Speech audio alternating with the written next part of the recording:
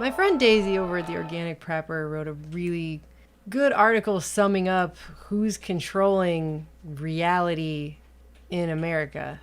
And most people still don't realize this, that while you think you're getting your news from varied sources... Well, if you filled up your gas tank lately, then you don't need us to tell you that gas prices are back on the rise. You don't need us to tell you that gas prices are back on the rise. You don't need us to tell you that gas prices are back on the rise. You don't need us to tell you that gas prices are back on the rise. You don't need us to tell you that gas prices are back on. You're actually getting your news from just 6 companies that control 90% of the media that everyone consumes, be that on TV or through newspapers or online. And more people are getting their news online. And you guys know about the fake news thing that they've tried to do, where they brand especially independent bloggers as fake news and they attack them. Well, now Facebook, which has over 1 billion people, and that's how a lot of independent media shares its articles and videos, is through social media sites like Facebook.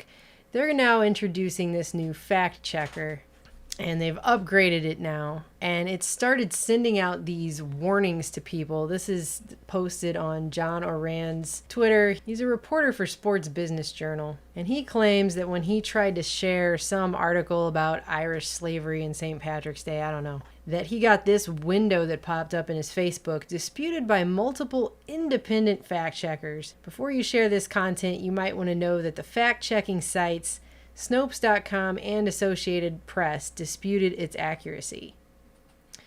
Because as we all know, Snopes is the bastion of accuracy and truth, and they're definitely totally independent. It's just some lady and her husband and their cat. I mean, we all know that, right?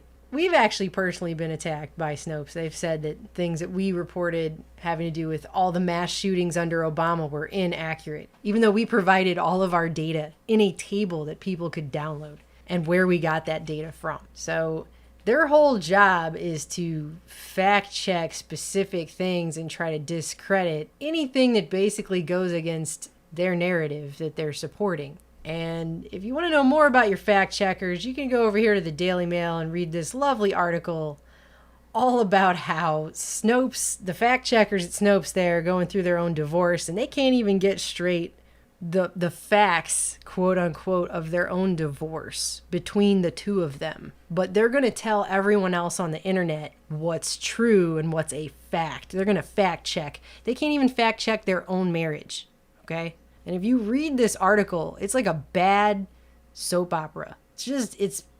She claims that he embezzled $100,000 out of company money and spent it on himself and prostitutes. Okay, that's the claims. And some of it he was ordered by a judge to pay back. So obviously there's some truth to what she's saying. But as we all know with these kinds of things, there's his truth, her truth, and whatever the real truth is probably somewhere in the middle. But these people can't even get their own story straight amongst themselves. They're going to tell everybody else what's true or not on the web.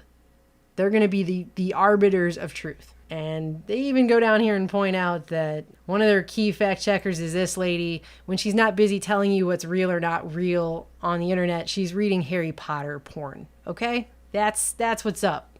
I mean, I'm just saying, when you're spending all your time reading a bunch of fan fiction about a bunch of teenage wizards at a magical school getting it on, please tell me more about how you know all about the truth and what's real and what's not, okay? And Daily Caller already did a whole expose breaking down how almost every person that Snopes has in their employment for fact-checking is an open, avowed leftist liberal. Almost every single one of them, if not all of them. Okay, so is their view of what information is or isn't true going to be slanted? Come on, okay? People should just be allowed to use their own critical thinking skills to decide what it is they do or do not want to read. Because we should be treated like adults who have that ability.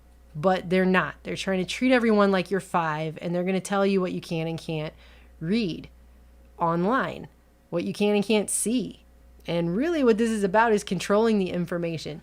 And they're going to say whatever that is bad info. And they'll use some really blatantly obvious example as a way to do this that is bad info.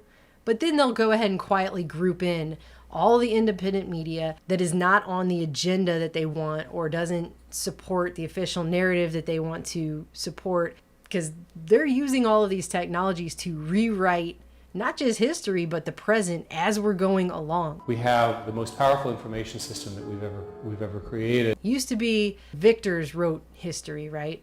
Well, now they're just doing it in real time. So that's what this is, and that's what's going to happen.